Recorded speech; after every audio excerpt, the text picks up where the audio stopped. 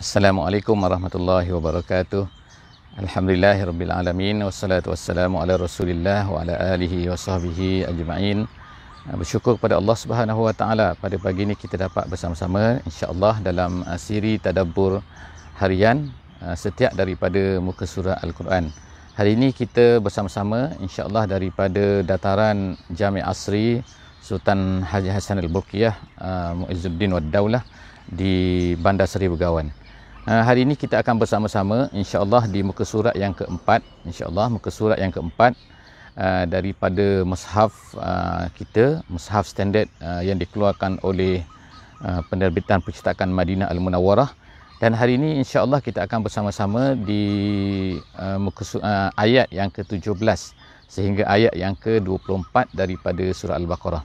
Hari ini 19 hari bulan Syaban tahun 1442 Hijriah bersamaan dengan 2 hari bulan April tahun 2021. Moga-moga Allah Subhanahu Wa Taala akan jadikan hari kita ini adalah hari yang terpandu dengan Al-Quran dulu, kini dan selamanya insya-Allah. Dan kepada sesiapa yang mempunyai kelapangan, mempunyai kemudahan, kesesuaian untuk membuka mushaf, saya harapkan insya-Allah sahabat-sahabat semua dapat membuka mushaf kita pada pagi ini. Moga-moga kita dapat mengambil manfaat yang terbaik daripada apa yang akan kita baca daripada muka surat yang keempat pada hari ini. A'udzubillahi minasyaitonirrajim. Bismillahirrahmanirrahim. Masaluhum kamasalil ladzi istawqada nara falamma adaa'at ma hawlahu dhahaballahu binurihim wa tarakahum fi zulumatil la yubsirun. Sadaqallahul azim. Ayat yang saya baru baca sebentar tadi, kita sebenarnya masih lagi bersama-sama di penceritaan Allah Subhanahu Wa Taala. Allah Taala menceritakan tentang sambungan daripada sifat-sifat orang-orang munafik.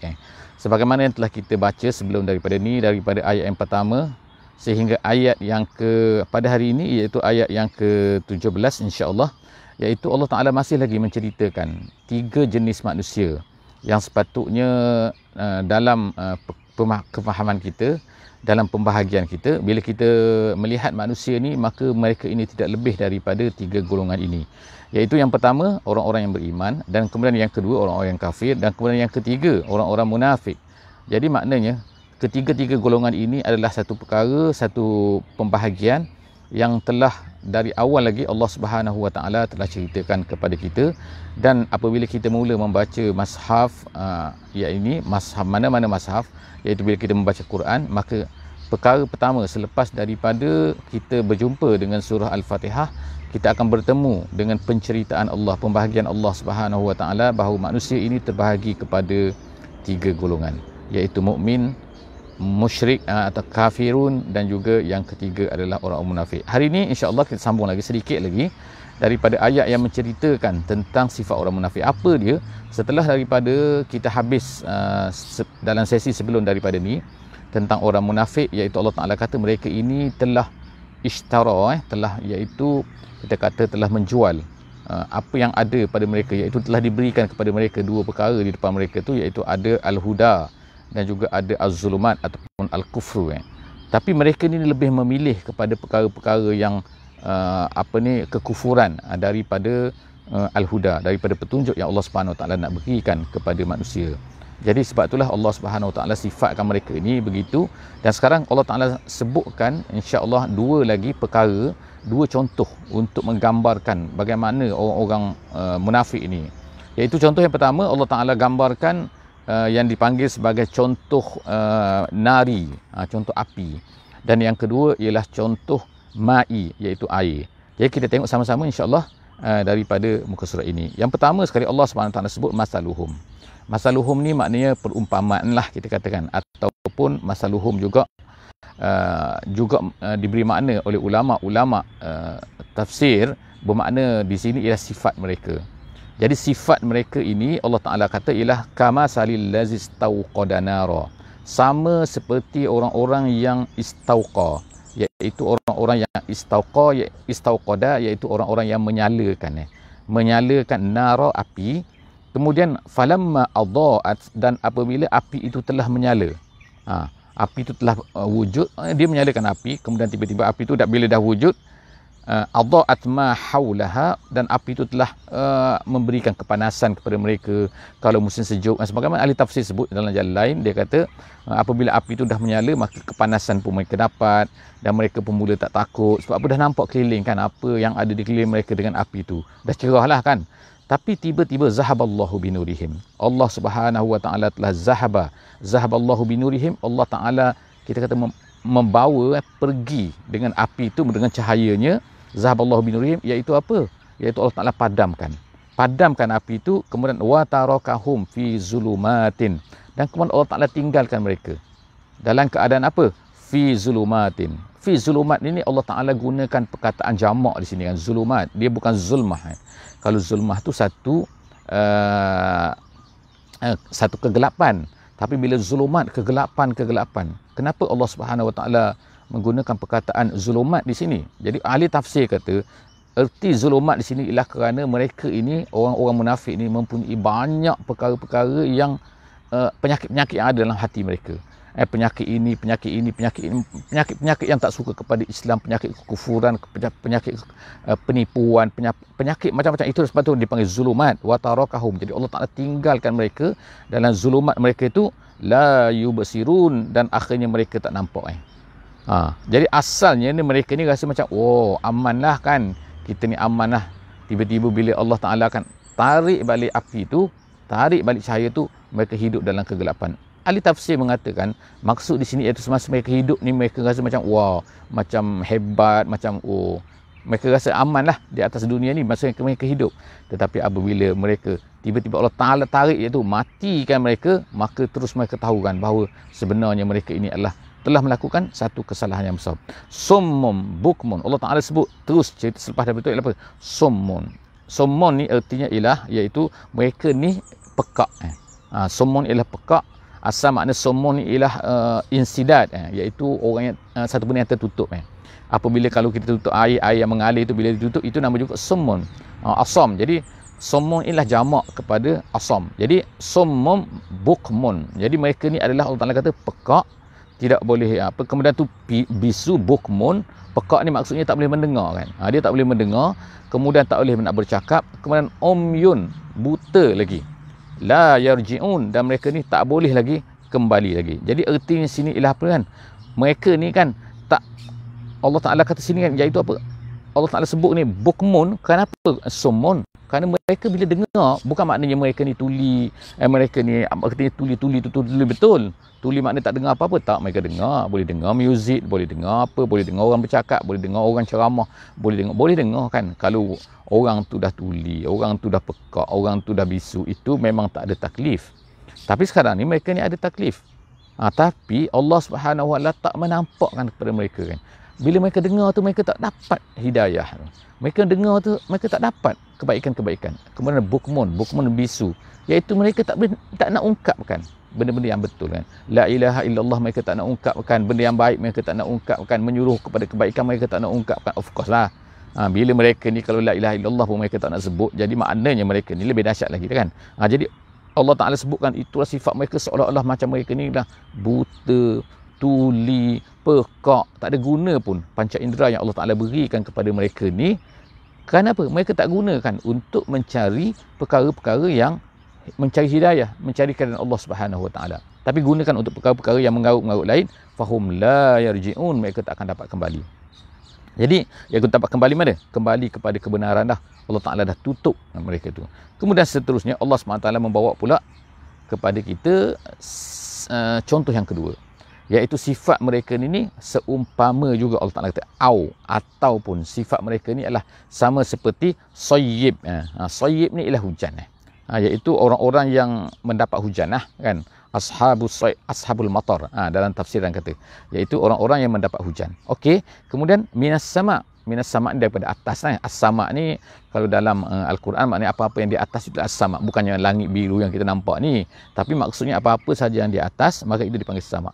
Jadi dalam tafsir kata air hujan tu daripada awan lah, sebab kalau tak ada awan biasanya tak ada hujan lah kan, tapi Allah Ta'ala boleh buat. Tapi biasanya ialah daripada air hujan tu daripada awan. Minas sama, daripada atas, daripada awan. Fihi zulumatun. pada mereka ni ada zulumat. Pada apa tu? Pada awan tu. Oh, awan tu tengok awan tu gelap. Kalau awan tu tak gelap, tak nampak, tak ada air kan. Jadi maknanya awan tu gelap, kemudian tu dipanggil gelap, kegelapan sebab apa? Awan tu berkepul-kepul, bertongkol-tongkol kan. Kalau awan gelap kita tahu kan, bila kita tengok awan ni gelap, oh ni nak hujan ni. Macam tu kan. Jadi maknanya kalau awan tu tak gelap, tak nak hujan. Itu jadi Allah Subhanahu Wa Taala sebutkan itu kan, fihi zulumatun. Lepas tu ada awan, lepas tu ada ra'dun pula. Ra'dun ni apa? Ra'dun ni ialah maknanya ada kita panggil dalam guruh, gitu kan. Guruh. Mereka dalam gelap, dalam keadaan gelap tu, awan tu gelap, kemudian tu ada guruh pula, kemudian ada wabarkun. Wabarkun tu ada petir pula kan. Jadi mana ada kilat, kilat sambar menyambar lah kita kata kan, kalau bahasa Melayu kan. Yaj'aluna asabi'ahum fi azanihim. Dan kemudian mereka ni seperti macam mereka ni meletakkan asabi'. Asabi' ni jari.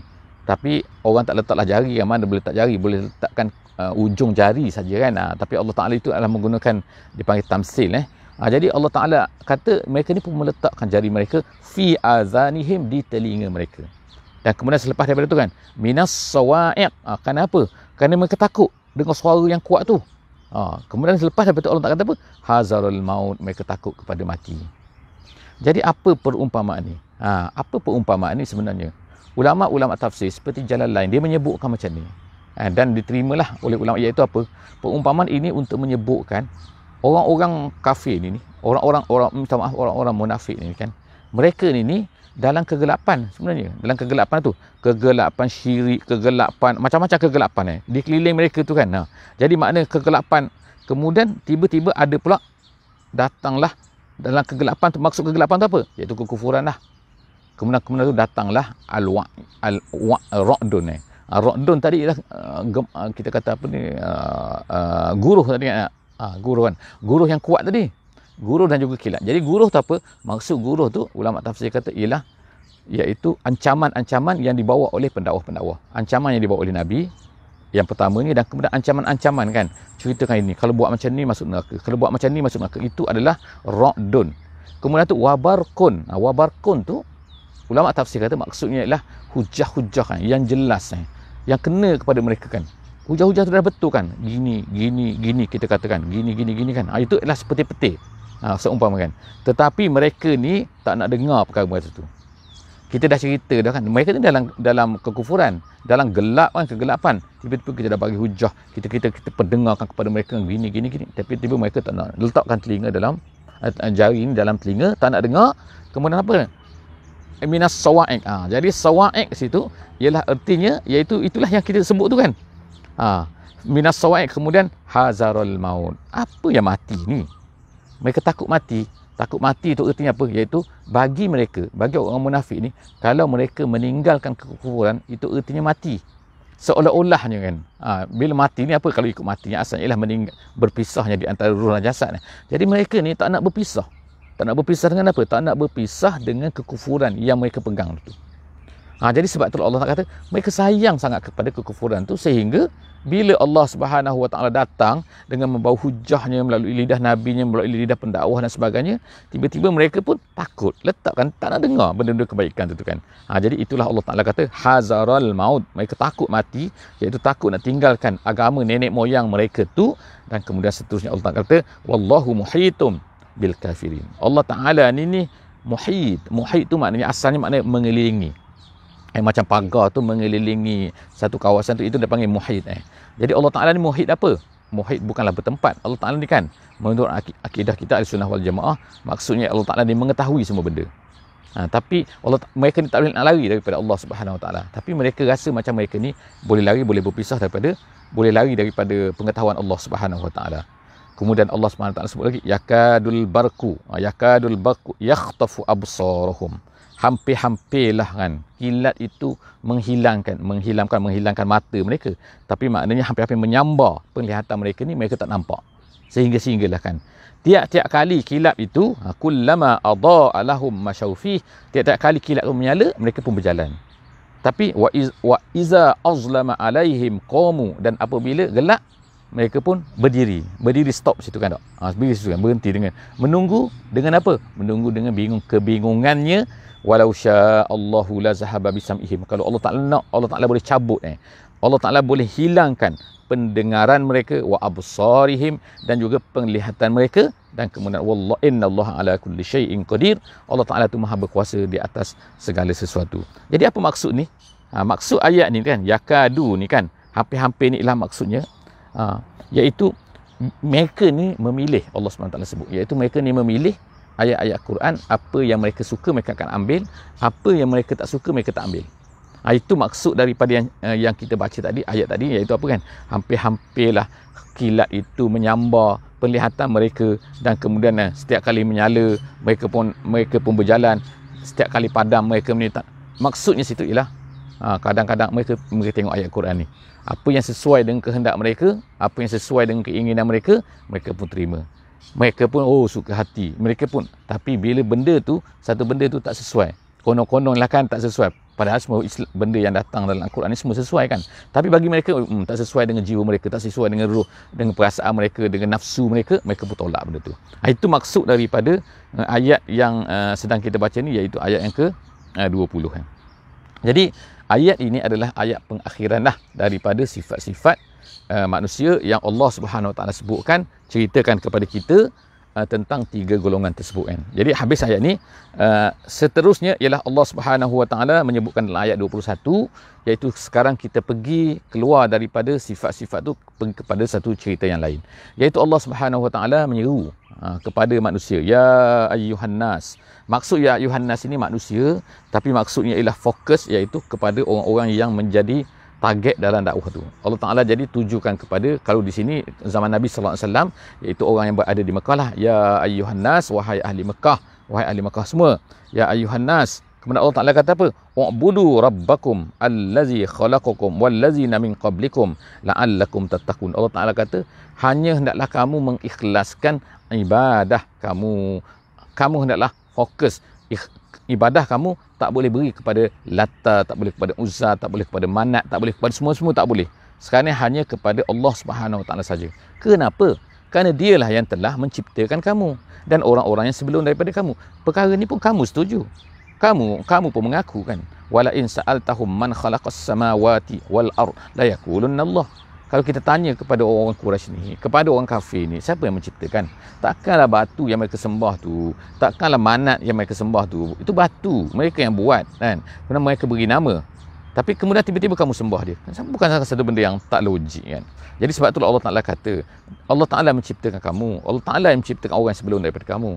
Tetapi kamu tiba-tiba, kenapa kamu ni pergi sembah selain daripada Allah Subhanahu Wa Taala? Jadi Allah Taala kata, ya ayuhan nas, oleh kerana itu, u'budu rabbakum allazi khalaqakum wallazina min qablikum la'allakum tattaqun. Moga-moga kamu ni bertakwa. Seterusnya, allazi ja'ala lakumul arda firasyan was samaa'a binaa'a. Allah Taala sebutkan lagi, iaitu kekuasaan Allah Subhanahu Wa Taala. Allah Taala bukan saja menjadikan kamu, bahkan kemudian Allah Taala telah menjadikan untuk kamu al-arda. Al-arda ni bumi, iaitu bumi kita ni. Kemudian dia kata firasya. Firasya ni ulama-ulama sebutkan dalam seperti dalam jalan lain, dia kata tidaklah terlalu keras dan tidaklah terlalu lembut. Kalau terlalu lembut seperti apa? Kita nak berjalan pun tak boleh kan. Seperti air itu terlalu lembut kan, dan tidak terlalu keras. Ahli tafsir kata terlalu keras ni contohnya seperti apa? Kalau seperti besi, macam mana kita nak tebuk? Macam mana kita nak tanam? Seperti kita ni atas tar kan. Kalau atas simen kan, boleh kita bertanam atas simen? Boleh kita bertanam atas tar? Boleh kita tanam ke atas besi? Tak boleh. Jadi itu nak menunjukkan apa? Dia tidak terlalu keras. Kita boleh gali dia, kita boleh ni dia kan. Dan kemudian dia tidak terlalu lembut. Seperti air yang kita nak pijak pun tak boleh kan. Kita akan jatuh dalam tu. Jadi itulah nama dia firasya. Jadi Allah Ta'ala sebutkan sini firasya. Allah Ta'ala jadikan untuk kamu bumi ini firasya. Tidak terlalu lembut, tidak terlalu keras. Kamu boleh sebagaimana hamparan. Contoh tu kan hamparan. Kemudian tu was-samaa'a binaa'a. Dan kemudian Allah Ta'ala jadikan pula as-sama' ni sebagai bina. Bina ni maksudnya ialah, iaitu tafsir kata sakfun. Sakfun maknanya atap maknanya. Allah Ta'ala jadikan, ada atap pula kita ni, ada pelindung kita. Tapi bila ahli saintis lah buat kajian kan, so dia katakan, ini ada ozon kan. Kalaulah tidak ada ozon di atas bumi kita ni, entah apa yang akan jadi kita ni. Cahaya pancaran matahari, ultraviolet lah, macam-macam akan kena pada kita, akan rosakkan kita, tubuh kita. Jadi Allah Subhanahu Wa Taala tengok kan, bila kajian manusia ni kan menambahkan lagi kefahaman dan keyakinan kita kan bahawa sebenarnya Allah Ta'ala ni melindungi kita kan, menjadikan bawahnya sesuai untuk menanam dan sebagainya, dan kemudian menjadikan atasnya ada atapnya dan kemudian ada hujannya dan sebagainya. Seterusnya Allah Ta'ala kata lagi, iaitu apa?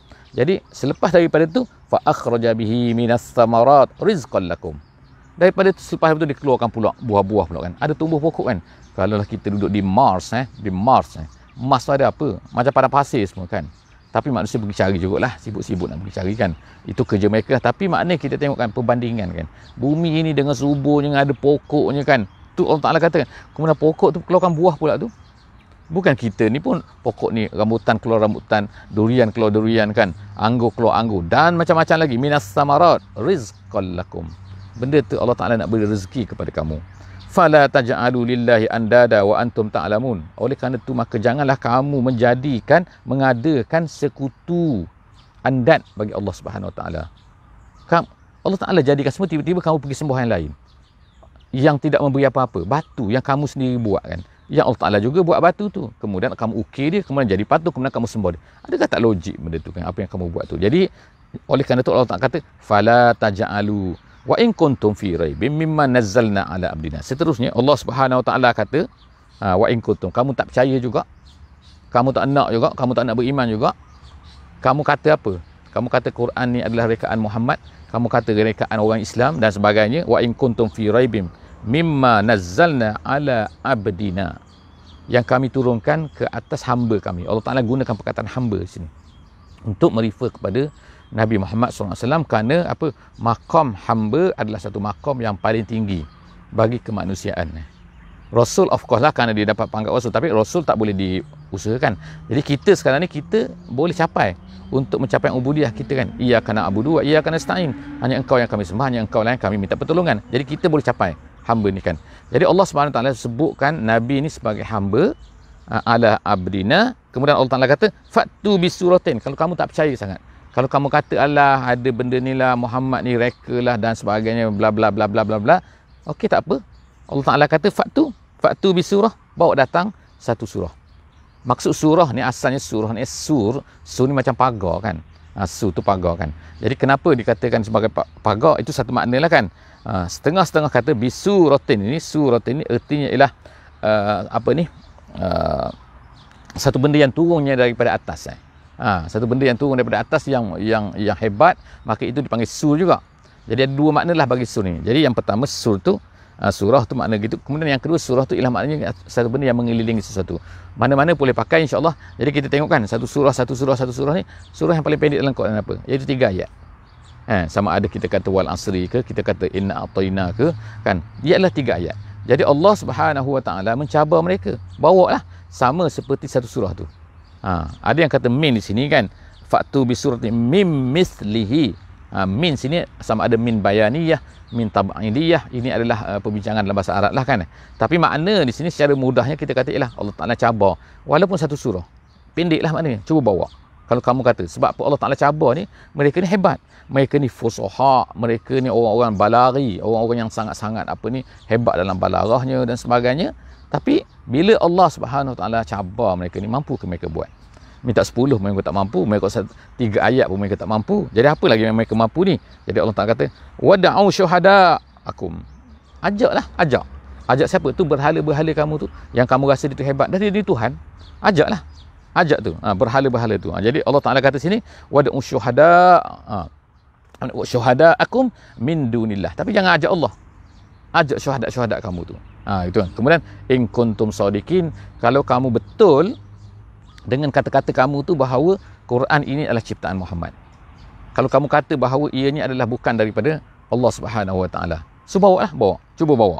Fa illam taf'alu. Tapi Allah Ta'ala kata fa illam taf'alu, kalau kamu tak boleh nak buat, kalau kamu tak boleh nak lakukan apa yang dicabar tu, apa yang diminta tu, kemudian ada walan taf'alu. Walan taf'alu tu nama dia i'tiradiyah dalam bahasa Arab, iaitu kata-kata yang datang bukan yang beritahu kepada mereka, bukan nak beritahu kepada orang kafir itu, tapi Allah Ta'ala nak menceritakan kepada kita, iaitu mereka tak mungkin akan dapat buat. Sampai hari kiamat mereka tak akan buat. Sebab tu dia gunakan walan taf'alu. Ada lan nun. Lan nun artinya ialah apa? Iaitu penafian, menafikan satu benda yang tak mungkin akan dapat dilakukan sampai bila-bila. Lan taf'alu. Mereka tak akan dapat mungkin buat. Jadi Allah Ta'ala kata, kalau kamu tak mampu nak buat, dan kamu tak akan mungkin dapat nak buat, fattakun nar. Oleh kerana itu takutlah kamu kepada neraka. Yang mana allati waquduhan nasu wal hijarah. Yang mana bakarannya, iaitu apa ni, kalau kita sekarang hari ni kan bakar gas kan, bakar kayu, minyak petrol ke apa untuk mengeluarkan api. Tapi api-api yang mana bahan bakarnya kalau lebih power, kalau kita kata arang batu kan, maka kepanasannya lebih dahsyat lagi. Satu benda yang batu, satu benda yang lebih keras lagi, lebih dahsyat lagi, api dia makin. Sebab tu Allah Ta'ala gambarkan benda ni untuk menggambarkan kepada waquduhan nas, yang mana bahan bakarnya ialah an-nas wal hijarah, dan juga batu-batu.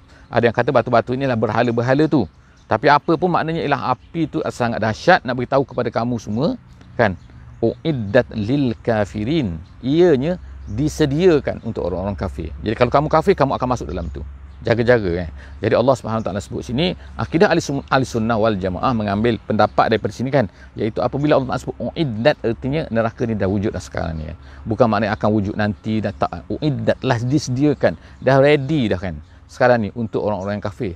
Hanya Allah Taala tunggu hari kiamat, hari kematian kita, dia akan dibalas nanti, dia akan dimasukkan ke dalam neraka. Jadi setakat itulah saja insya-Allah ayat kita pada hari ini, tadabbur kita pada hari ini. Moga-moga Allah Subhanahu Wa Taala akan memberi keberkatan dan memandu kita insya-Allah dengan ayat-ayat yang kita baca pada hari ini untuk menjadi panduan dalam hidup kita pada hari ini, hari Jumaat. Wallahu a'lam bissawab. Jangan lupa insya-Allah baca Al-Kahfi sekadar kemampuan insya-Allah pada bila-bila masa pada hari ini, ataupun kalau semalam alhamdulillah dah baca. Jadi kita tutup sesi kita pada pagi ini, dan jangan lupa insya-Allah sebelum daripada tu saya nak ingatkan subscribe insya-Allah, masuk join, follow, dan juga jangan lupa untuk hantar link ni kepada semua sahabat-sahabat kita yang di mana saja berada. Insya-Allah moga-moga kita akan mendapat pahala daripada pembacaan mereka tu. Wallahu a'lam bissawab. Bismillahirrahmanirrahim. Wal 'asri innal insana lafi khusr illa allazina amanu wa amilus solihat wa tawasaw bil haqqi wa tawasaw bis sabri. Bismillahirrahmanirrahim. Subhanakallahumma wa bihamdik, nashhadu an la ilaha illa anta, nastaghfiruka wa natubu ilaik. Wassalamualaikum warahmatullahi wabarakatuh.